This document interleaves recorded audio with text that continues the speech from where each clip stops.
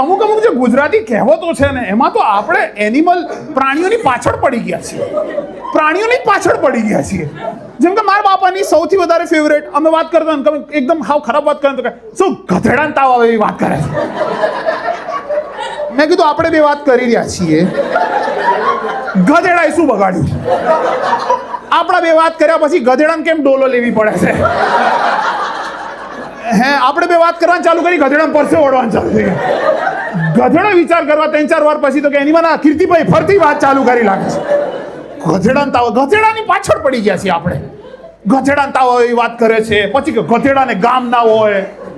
અલગ અલગ રીતે આખી વસ્તુ ખતમ થઈ ગઈ. પછી આપણે શું કીધું ખબર છે? ગધેડાને ખોટું ના લાગે એટલે કે સમય આવે ત્યારે ગધેડાને બાપ બનાવવો પડે. કે જો ભાઈ ગધેડાને ખોટું નહીં લાગવું છે. અમે ગધેડા આટલી ગાળો તો આપી દીધી, પણ ગધેડાને ખોટું ના લાગવું જોઈએ.